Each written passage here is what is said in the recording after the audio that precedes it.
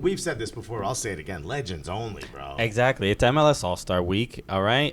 It's a couple hours before the MLS All-Star game.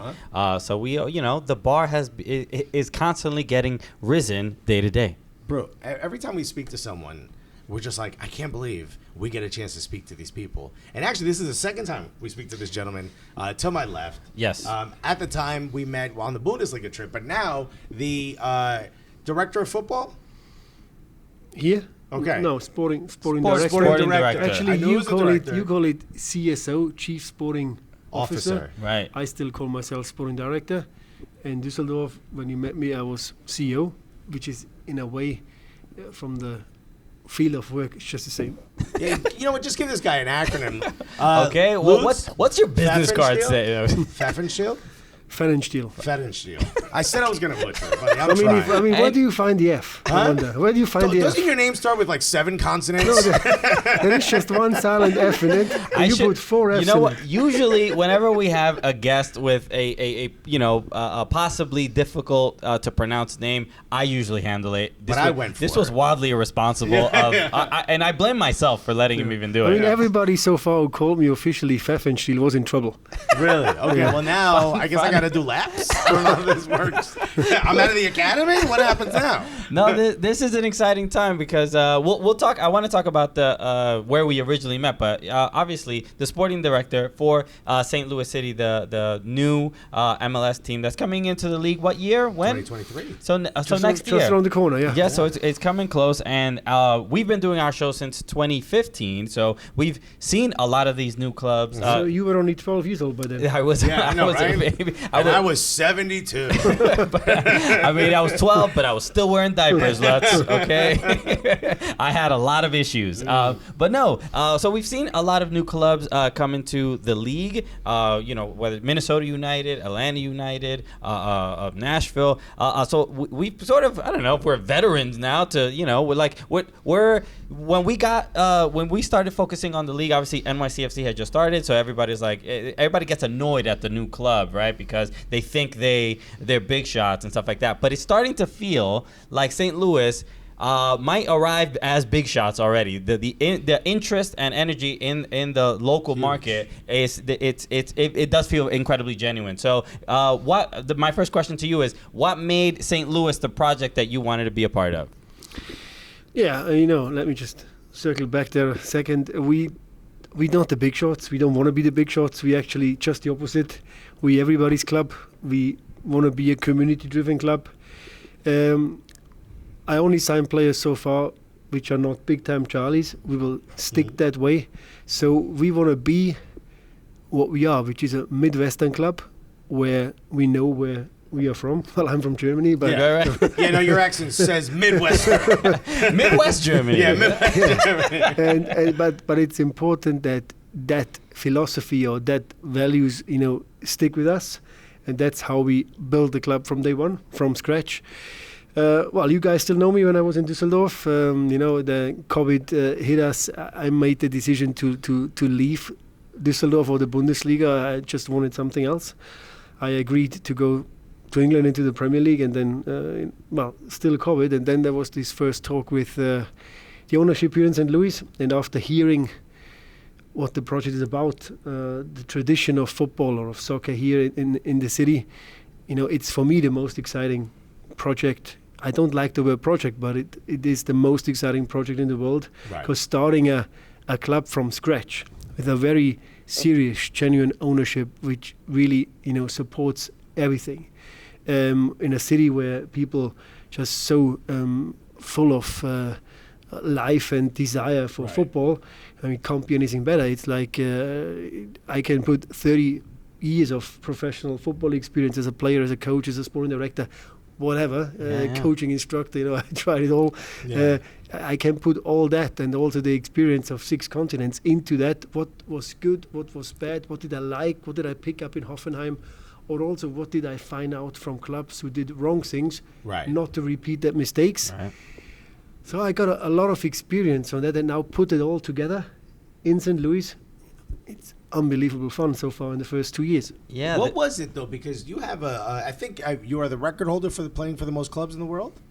Nah, that's the record rumor. I'm the record holder for being the only one playing on all 6 FIFA continents. 6 FIFA continents. Right. That's much cooler, man, than Yeah. What I did. I mean, look, your Wikipedia is long. I'm not lying to you. You've been in a lot of places, but that's actually, I think, part of the reason why it's so intriguing to see you now at this point in your career, where you're sort of leading the charge. I remember when we spoke in Dusseldorf, you were credited with either being the one who discovered Bobby Firmino or helping discover Bobby Firmino. Is that correct? Yeah, I mean, it's kind of my discovery, yeah. But take your credit. But but you never do anything. I mean, that's same as how I run my sporting department here. You never do anything by yourself, and you're never responsible for something which was very good, or when you did something wrong. Yeah. Right. We are a team. Well, see, you're different than me because I take full credit for anything that works out, and I deflect any responsibility. Just take it away from him. Yeah. Christian really messed up there with your saying your name earlier. But, see how that works? But I so we really discovered him as a really young guy, and then obviously moving him, seeing that development in Hoffenheim, moving him on to Liverpool, where he just had an unbelievable success. Having said that, last weekend I was in Munich for ESPN, or in Frankfurt, doing Bayern against Frankfurt, and Mané playing that first game. So I spoke after the game with an interview with Mané, and I spoke with him before the game as well. So we spoke about Roberto, and I said, you and Salah, you are really lucky, because that guy gave you all the space. He took a lot of work from you, and the two of you scored like crazy. And knowing Mané being the nicest man in the world, he just was smiling and said, like, yeah, he was brilliant. And that's just I mean, Firmino is still one of the guys, obviously, which I follow, because it was that typical Hoffenheim product, I would call, bringing in a player pretty cheap, selling him for a lot of money, but developing, coming from the second division in Brazil, becoming a full Brazilian international. Right. Yeah. It's pretty cool. Yeah. But so what did you, and I know you're talking about wanting to develop this club as like an everyman club. Do you think, because I know St. Louis has a storied history with soccer in the U.S., but it's been a while since the youth have been developed there to the point of getting to professional teams, outside of the few that have gone, like Tim Ream, I believe, is from St. Louis. He's out in Fulham. Do you think you're going to be able to find those gems like a Bobby Firmino in an area like St. Louis? And how, and you've been there 2 years, are we starting to put in the pieces to help develop the next Bobby Firmino? It's a good question, and at the same time a very bad question. Okay. You want to know why? Well, of course. By the way, that's one of the most German things I've ever heard on the show. But go ahead, explain that to me. I mean, it's a good question, because of course we wanna try to find the next superstar. Yes. But that's not really realistic, because the way Roberto is playing is a Brazilian player. Right. The way the kids and the talents are in the Midwest, coming back to that, it's a little bit of a different kind of basic talent set they have. Right. We don't have the most technical players. We also don't have lots of players which Hispanic background. Right. Like you're having lots of Mexican talents, or lots of players from South and Central America in California or Florida. We don't have that, so we have mostly kids from the region there, right, where the population is differently structured, and that is where the talents we have, right, they are a little bit different. So I say they have more the Midwestern typical attributes to be a player, and that's again hardworking, modest, really giving you lots of problems, be uncomfortable to play against, and my goal is to create one pressing monster after the other. Our game is based on pressing and counter-pressing. So do I need the technical superstar who can keep up the ball and does everything with it? It's nice to have, but we need guys who work as a unit. And, there is always, you two are Americans, so yes, you like the word DP, designated player. yeah. Huge fans. It's a nice word. Mm-hmm. I don't believe in that. I believe in the DT, designated team. Okay. That's what we're trying to build. Right. I think Inter Miami tried to do that. Have a whole designated player team. Didn't work out for them. I think that's actually a great way to put it. You want to create a pressing monster, because one of the questions I want to ask you is, you did play. You played in Vancouver, so you've played in MLS. You played in 6 continents. I heard it's a big deal. Mm-hmm. What is the American style of playing? We know what the Brazilian style is. We know what the German style is. What the hell is the American style? Is there an American style? There is. I think it really, again, it depends. America or the United States, it's in Europe, compared, it's a continent, it's not a country. Right. So imagine now, you guys were in Düsseldorf, 1 hour to the right, you're going to Holland. Right. 2 hours to the left, you're going to Poland. So it's lots of different countries and lots of different styles. So everybody has, I would call it a bit of a different playing mentality. Styles are similar. Here, because of that, lots of different cultures living here together. Right. You have in different regions, different ways of playing. Now, if I think back at my playing time, Portland was very direct, a bit English. Minnesota now plays like Adrian, a bit more with a British idea. Right. You're going to Houston or you're going to Dallas, you have a lot of South American influence where automatically you have more ball possession. So it really varies in the different places. So you find here literally everything. But the American youth game, which is a model I never heard of in my life.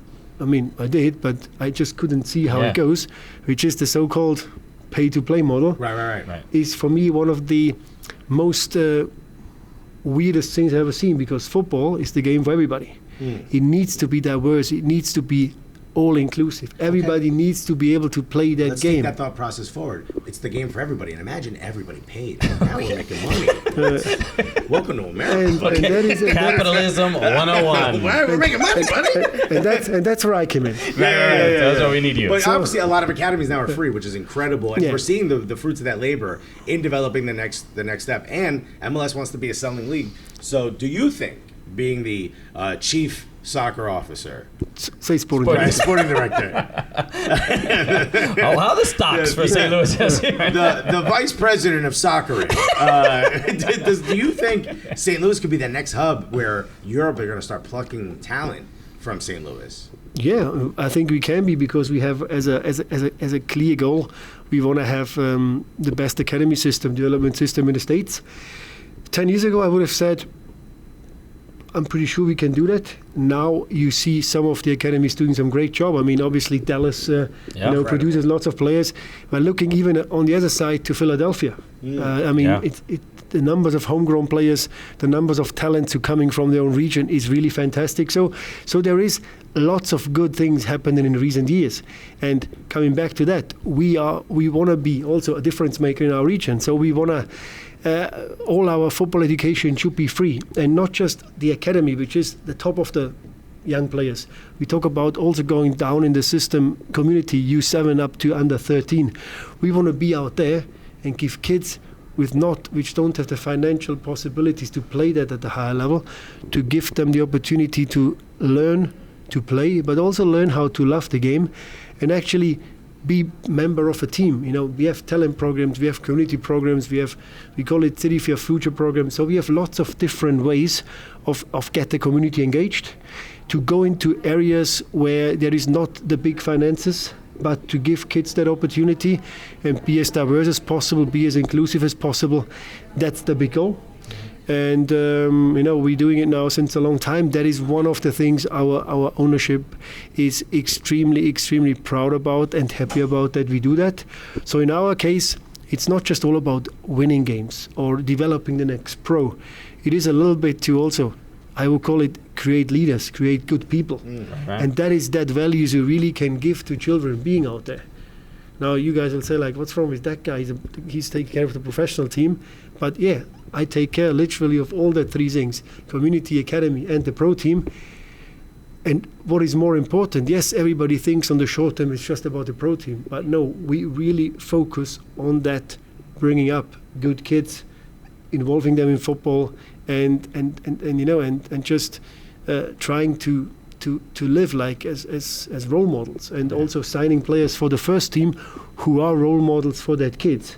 So it's a lot of responsibilities. But the guys I signed for the pro team, every single one so far, I made a lot of effort that we do get the right characters. Right. That's great. Right. It's interesting just because, there have been a couple either presidents of certain clubs or sporting directors that have come over from Europe. Like the one name that comes to mind is Darren Eales, who just left Atlanta United to go to Newcastle. But when he got to Atlanta United, he kind of, he was I believe at Tottenham and brought a different philosophy. And the one thing I want to ask about that is coming from Germany, it seems like you mentioned FC Dallas. FC Dallas seems to have a private plane that goes directly to Bayern because they have a really good, at least a good relationship for sending players over there.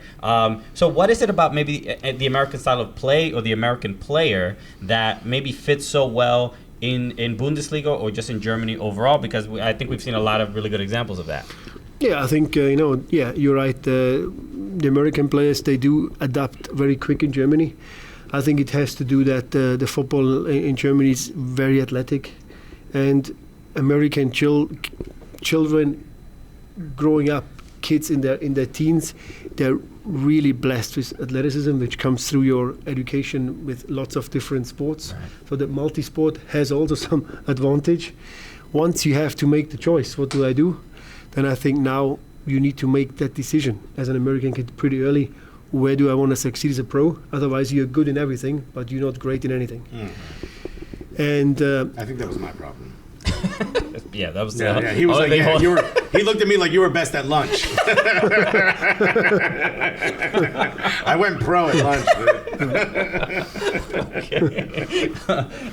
So, given that that maybe I don't know if it's German style of play or German philosophy in the football culture, when it comes to bringing that to the game itself or the team itself, like you're talking about all these responsibilities, because it sounds like there's a certain level of pride in the fact that you almost get to create this from the ground up. I mean, as a player and being on in front offices and building teams, to get to not just build a first team and build literally everything from the ground up. What does that feel like for you personally to be so emotionally invested in a club like this? Yeah, I mean, obviously it's different, I mean, I had that same experience in Hoffenheim where it's also a little bit different, but you can compare it because the club came from Division 7 and went through up directly into the pro level, and then we built it from a smaller team in the Bundesliga into a Champions League team who played against Man City and Liverpool. Right. So that's like where the infrastructure was planned, the stadium was planned, everything was new. So it's a little bit that what I do feel now again. But to be fair, being here as the first guy in the sports and starting everything and having that great communication with the ownership to really build step by step, and it feels a little bit like my baby, like my child, I mean, also the trainings facility, which was planned by flying over to Europe, watch 2 or 3 training centers, bring some architects, really building that from every thought, like for months. How do we really make that into the best facility in North America? What can we do different? Not just being high-tech, modern and special, but also putting in certain features which nobody has. So I decided, I call it the carrot and the donkey, or the carrot and the rabbit, whatever, a principle. Yeah. That the youth is the changing room of the youngsters coming every year closer to the pro team. And once you're there at the U17, you're looking right into the pro facility, which is just a big glass window, which every day should motivate you. I can be there if I put the right work in. We have the same changing rooms as Manchester City, round changing rooms for the pro team, which gives you that special feeling of being a team, belonging together. The Knights of the Round Table, so nice one. Yeah. So that's kind of things we put in there. So yeah, it is like a child, something I wake up thinking about it, and after putting in 18 solid hours, I fall into bed, and I still think, okay, I'm already looking forward to wake up and see what can we do the next day. Right. So it is very unique. This is not a job. This is not work. It's a calling. You just you feel like I need to be there and I need to put the extra yard in because it's that what people in St. Louis want, and we can make the difference. We can make it special, and so far, I think so good. Okay. When you look for a coach, do you try to find a coach that has the same philosophy as you? I already hired a coach. Oh. But I'm saying when you were looking. Of course. I mean, the thing is, like, we simply hired the coach on the way we're going to play, Okay, not so you the other already way know around. their style and all that. Yeah, I mean, Bradley Carnell was literally the chosen one because, number one, I know him from Germany when he played there. Right. Number two, he made his first coaching license where, coincidentally, I was his instructor. And I always kept on following his coaching career when he went to the Red Bulls and stuff. He is basically when the thinking of pressing, counter-pressing, but with a little bit of touch from Hoffenheim, like Nagelsmann, when you want to play some football, that's Bradley Carnell. So he is exactly that guy for that position. And we know we had hundreds of people applying for that job. Big names, Champions League coaches, guys who won the European Championship, like really big guys from all over the world. But again, it's not about what you have been in the past. I want to have people around me which are young, hungry, and motivated. That's how we sign players. We signed one player over 30, which was Burki as a goalkeeper, which is still young as a goalkeeper. The rest are all on the younger end. And that being hungry and trying to make the next step and not saying, well, I have already achieved everything, this is like the end of my career. That's not how I believe we want to show ourselves to the public and what we want to stand for. And the coach plays a major role in that. So I wanted to have a nice and nippy coach, who is out there to put in the extra mile and just work hard and play hard. And that's Bradley Carnell. Okay. And you mentioned, real quick, Roman Burki. He, weird enough, one thing I've noticed that when I started watching Bundesliga and on Instagram, for whatever reason, Roman Burki has a ton of fan accounts. I don't know. I'm sure everybody's aware of this. He has fan accounts because apparently he's very handsome. So people just make... Goalkeepers are usually very handsome. I got to be honest. I know how he feels. It's honestly a burden for me, he has a lot of fan accounts. I made a lot of them. But but it's a lot of pictures of the posters you have on your wall. You brought in the right guy, is all I'm saying. So we're going to sell tickets because of the goalkeeper, okay? That's what we're trying to say. Usually goalkeepers often, neglected, forgotten, but no, this is... One of the things I like about you is you talk a lot about the community and building, the idea of a football team being more of a club and club being a part of the society. One of the things that signifies St. Louis to me, and I got to try it when I worked at the Helium out there at the comedy club. One of the things I got to try, which I think signifies St. Louis, and I'd love to hear your thoughts on it, is Emo's Pizza. Have you heard of this? Of course. There's a cheese that was invented, I think, as punishment, and all of St. Louis has decided to eat this. It's called Provel, and it was invented by someone who I think hated St. Louis, to be honest with you. What are your thoughts on Emo's Pizza? And before you answer, Alexis is a pizza expert and is coming from a genuine place. Although critical, he does have a lot of experience when it comes to pizza. It's not as bad as you say it is. Okay. You know what? This man wants to sell things. So let me get into the details. So when I came break here, it down like you would a football match. When I came, let me analyze that. Yeah. Can we get the telestrator? So I just needed for arrows in the screen. Yeah. So when I came here and I tried Emo's, it was like a nice kind of cheesy biscuit looking like a pizza, but also tasted special, unique. But it's definitely not bad, and I do eat it once in a while. Okay. Toasted ravioli. You probably heard about that as well. Deep fried ravioli. Yes, Right. we call it toasted ravioli. Yeah. They also special. Never had them before. They're also pretty good. But again, it is culture. But if you said you like pizza, right? I love pizza. So let me tell you this one thing. If you come to St. Louis, you have to go to a place called Dewey's. Dewey's. That is one of the best pizzas I ever ate in my life. Okay. And I spent lots of time in my life, even in Italy, where Dewey's is right up there. Yeah. I mean, Italy doesn't make that great of pizza anyway. You got to come to New York. Okay, yeah. It's a whole thing. That's where it comes from, guys. Yeah, barely. I'll break down the history of pizza if you want. We can get real technical. Yeah. I like more of a gegenpressing style pizza. When it comes to that, is your resume in football is Alexis is the equivalent in pizza. I mean, so these are two, Titans of industry. I'm the chief pizza officer. CPO. Yes. Okay. I like to be more of the Then crust you make a call director. into the ownership, because that's something which, especially with emos, maybe Yeah. we We could need to sort have. something Yeah. out. Yeah. We've taken footballers on pizza tours and stuff like that. I explain the history of pizza. I explain why it's baked that way. Yeah. So, yeah. fun. Okay, Yeah. just pitching some content ideas. All right, we're just out here. We out here trying to make the bag. I think Lutz, we've been on here for a while. Thank you so much for joining us. It's been super that was it cool. already? That's it. We've been going half it, an hour. fast. Come on, man. That was fast. Unless you want, if you have anything else that you'd like to talk about, we'd be happy to discuss. Actually, Well, ask me some proper questions. I mean, we spoke about pizza now and stuff No, like no, that. First of all, that's what I came here for. I don't know why. You agreed to do this. We said we were comedians. Don't you dare expect anything. Actually, you know what? Let's talk about this. I'm an Arsenal fan. He's an Everton fan. Yeah. Have you kept up with Arsenal over the past few years?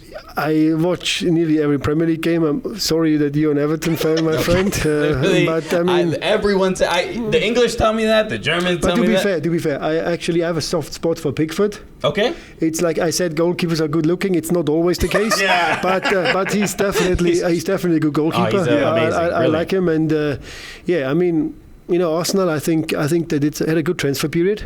Great. It really could work. I mean, that's two of the teams which have such a big tradition. So I got a bit worried for Everton if they really would have got relegated. I mean, they would even hurt me, because I think they just belong there. And Arsenal, I think now they just have to have a good start and get things in order again, because they have to play international football. There's no doubt about it. What I want to ask you is, Arteta made a big point, and he really put his neck on the line. He risked a lot by saying, I want to get everyone out of even the front office and the club, the first team, everywhere, that doesn't really care about this badge. And he put himself on the line, getting rid of what, as they all call, like dead weight. It took a while. You had to finish that before you could start the process of bringing in new players.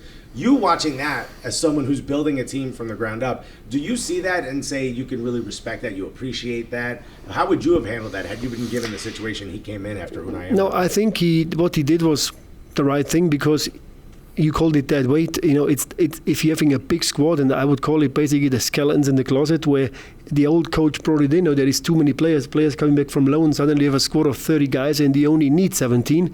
Then you have 13 guys who are not happy, 13 guys you are not happy about.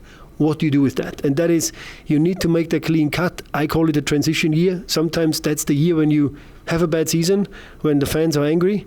Communicate it the right way, but you say you do it for a reason, and on the long term, the club benefits from it. I'm good friends with Per Mertesacker, which is doing the youth academy there. So we are still in touch. I had Reece Nelson. You probably will still know him. I know I had him. I took him to Hoffenheim. Eddie Nketiah nearly came to Düsseldorf, so you would have been very happy, but I missed out, and he went to Leeds. One of the worst days of my life, to be honest, but okay. And no, I think he took a bit of a risk, but I think on the long term it will pay off. Okay, now that you mentioned some of those players, I remember reading Arsene Wenger's book, and he told a story. He sold a couple stories about players that he missed out on, who regretted. Everybody always asks this to a lot of either coaches or football directors. Arsene Wenger had a couple he just so about. I mean, and this, for whatever reason, I don't know if it's everybody feels this way, but this is something I absolutely love hearing of like the what ifs. What if this player ended up at this club? And usually the people involved with making those decisions also have those same questions. So I'll ask you, what were some of those players that got away that you really wanted?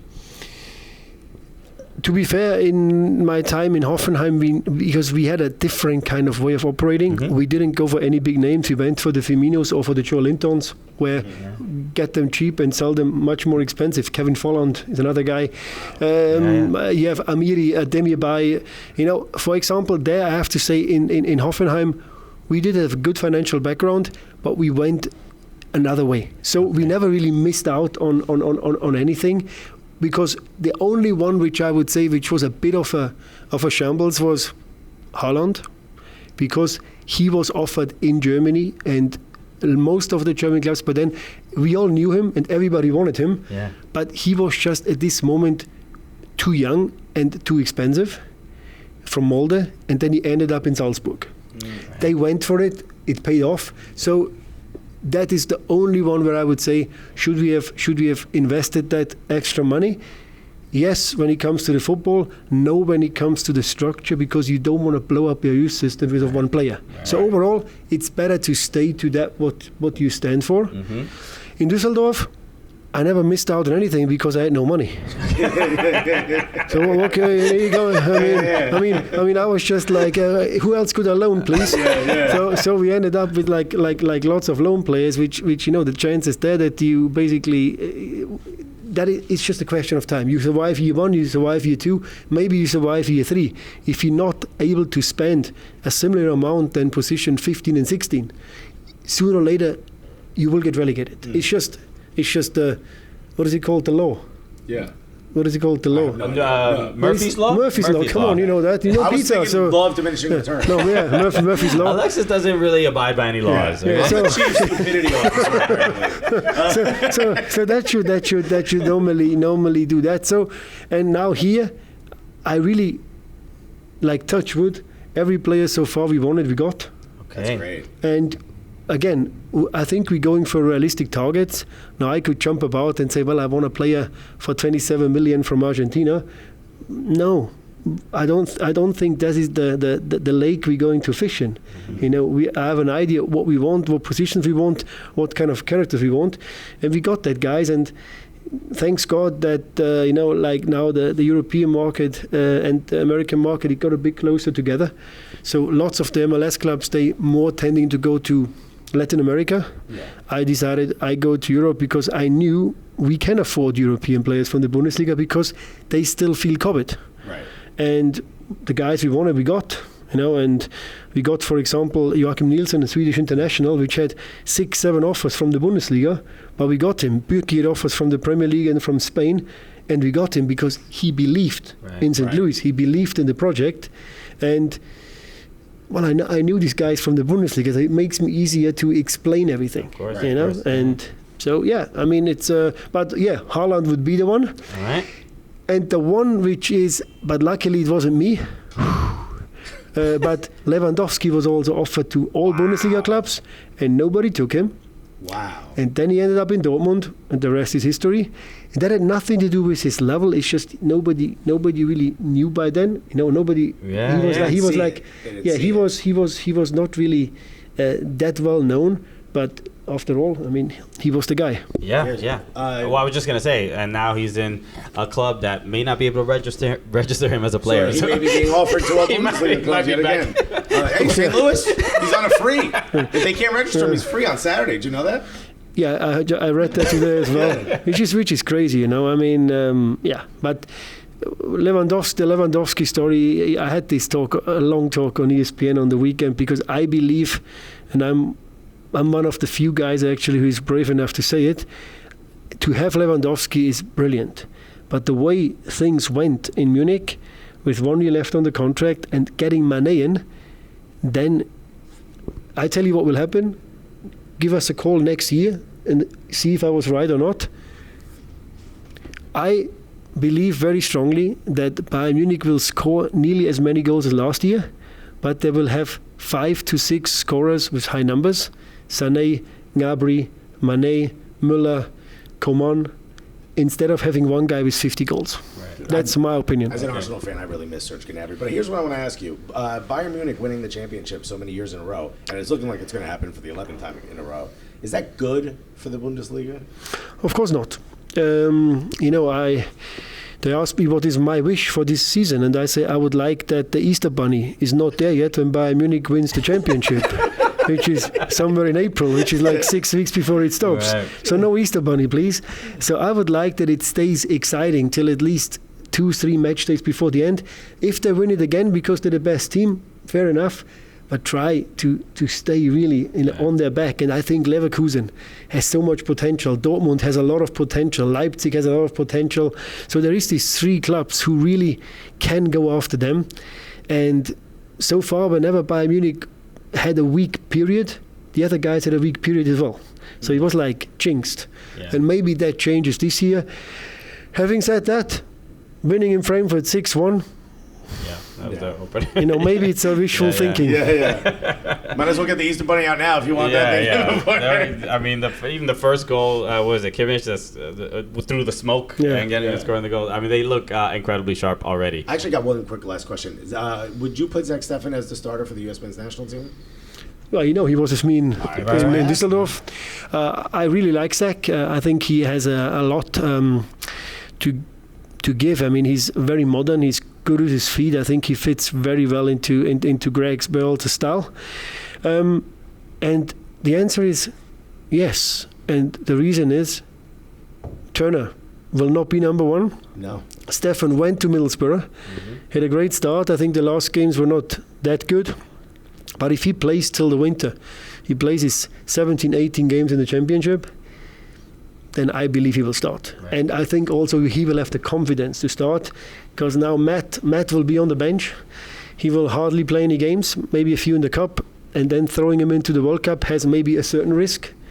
But each way, Turner, really good goalkeeper. Steffen, a really good goalkeeper. I don't think you can go wrong with any of them. Knowing Zach on a personal level, and even saying that he's my friend, I really wish him all the best, and that he plays the World Cup and as well. Okay. All right. Last question. Okay. One more. Okay. Each of you, one more. Okay. Yeah. I really like interviewing. Then I ask you some questions. Okay, please. Feel free. We're gonna keep your PR person here all day. We've spoken to several general managers in MLS, and your introduction to the financial structure of MLS and building a team and GAM and TAM and designated player and all that stuff. Man. What was when you? I'm sure you were somewhat familiar with it, but when you actually saw the book in front of you of all the rules, was it overwhelming? Was it jarring? Do you have someone to specifically tell you everything, how everything works? How did you ingest all of that? Everything what you just mentioned, it is a lot to read and a lot to work with. It looks more complicated than it is, but you do need good people next to you. So our financial guy, it supports me there a lot. We also have an administrative guy. Hello Peter, hello Matt, which are just really having my back there, which looking into all, and that we basically update it every day, what we have to do and how much we have left and where we should spend and what exactly are the rules, how much GAM we have to put here. And so it is interesting. It's much more complicated than it is in Germany, because in Germany I just get it if I want it, and if I don't have enough money, I can't get it. Yeah. like here you can find ways with trades and GAM. So it is. I'm familiar with, I always liked American sports. I'm a big hockey fan and things like that. So I always, similar kind of rulings, also with trades and with opportunities, I would call it. So yeah, I like it. It's challenging. It's also makes me to look a little bit onto the game, especially on the business side from another angle. So yeah, I like it. Sometimes of course I'm swearing a little bit. But overall it's good. And I'll just to add to that the comparison of I've heard about owners in Bundesliga kind of be frustrated with the 50+1 rule because they would like more autonomy and more be able to control the roster a little bit more. The comparison of the 50+1 rule and those restrictions versus MLS and its single entity, single and its restrictions and challenges. Is there? I'm not gonna ask would you prefer one over the other, but what are the biggest maybe differences or nuances between the two? You said it very nicely, a little bit wrong, but very nicely. In Germany, the 50+1, it's completely the opposite. Because, I'll give you an example. Hoffenheim is the only club where an owner, like Dietmar Hopp, is an owner because he took that team in the 7th or 8th or 9th division. So it's his hometown team. They gave him the opportunity. Then you have teams who are who are owned by big companies. Volkswagen with Wolfsburg, Bayer with Bayer Leverkusen, obviously RB Leipzig with Red Bull. So you have that company teams, which are, again, the normal football club like Düsseldorf. They just don't like these clubs because they are different. They're not following the traditions. Traditions are great to have, but you need to grow. I always put it in an example. At a fan talk back in Düsseldorf, I said, 100 years ago, you were riding on horses. Now you're driving a car. So the world keeps on developing. Right. So must be the professional sports. You can't say anymore. 1984, we were in the Champions League or Euro Cup Winners' Cup, whatever, final in Barcelona. Right. Mm-hmm. You cannot say that anymore. That Right. doesn't. The past doesn't help you. You need to evolve and you need to grow with the way the world of sports develops. And for me now, having that pleasure in Hoffenheim with Dietmar Hopp was a great experience. Having the opposite in Düsseldorf, where you need to go to the board of advisory board, 9 people who they are all over the place and you can't get hold of them to buy a player. And in the end, once you do have all 9, the player is gone, slows you down the process.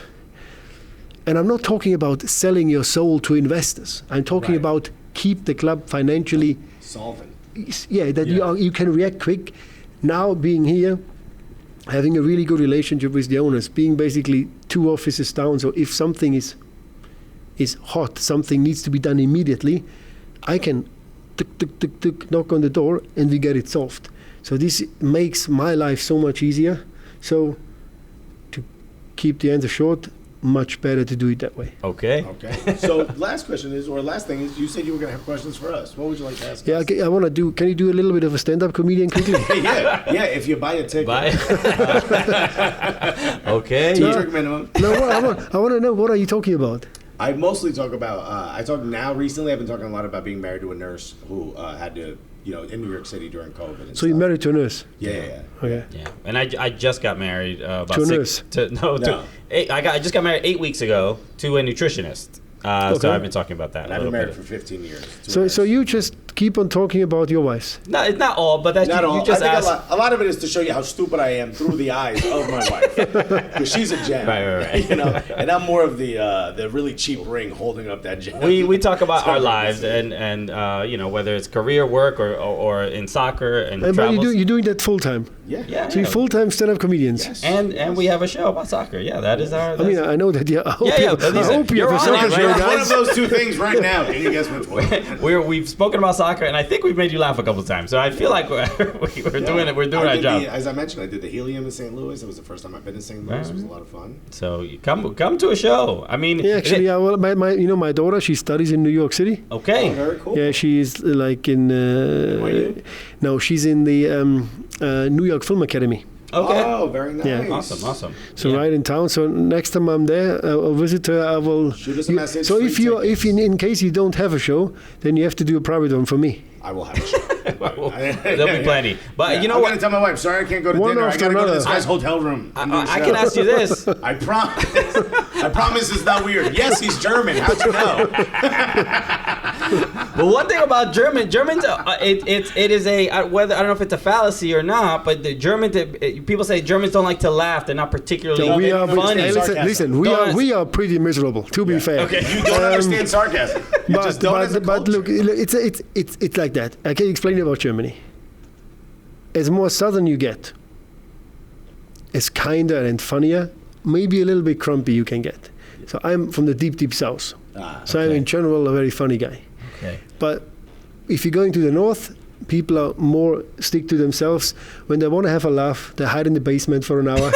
So no one knows they laugh. You can't show weakness amongst others. Yeah. But it also has to do a little bit with language. So the German language sounds to your ears extremely hard. Yeah. Yes. So for example, if you say, I give you one nice example. If you talk about a little bug who flies and you say butterfly, it's a nice butterfly. It sounds nice. In German, it's called Schmetterling. And that sounds like a grandpa died. Yeah, he caught a Schmetterling. It sounds worse. So the language, even when we're talking nice and soft to each other, it sounds to you like it's fighting. Yeah, it's very harsh. So it's, I mean, yeah. Okay, well Right. put. Like even we call him a ham hock. You just say it's a pork knuckle. You know what I mean? It's such a, yo, chill, dude. I don't need to know. Why the is animal why are you part. so literal? Y'all gotta relax. Lutz Pfannenstiel, thank you so much. He can say my name and you call him, man. He does the names. I'm the names guy. I'm the beauty of the show, Lutz. This has been an absolute honor. Look, obviously 2023 St. Louis. Hopefully we can go out to a game, or maybe if St. Louis plays NYCFC in Yankee Stadium. I know you're gonna be excited to play in a baseball stadium. Okay. Your dream as a young boy. You forgot I'm coming into New York and you have to do the stand-up comedian. Yes, of course, yes. We'll make you All laugh. right. I promise. You're more than You know what? We'll take you to pizza that doesn't have poisonous cheese. I bring you some emo. Please don't. I guarantee you they won't let you in the airport. They'll be like, no, that's gotta go in the band, dude. TSA's like, get it out of there. But best of luck, building this squad, building this club. Honestly, it's an honor to get to talk to you again. Seeing you in Germany and then seeing you here. I know you're going to do a great job with the club, man. Thanks so much. All right. Send us a kit. We don't have them yet. Yeah, I know. When you do.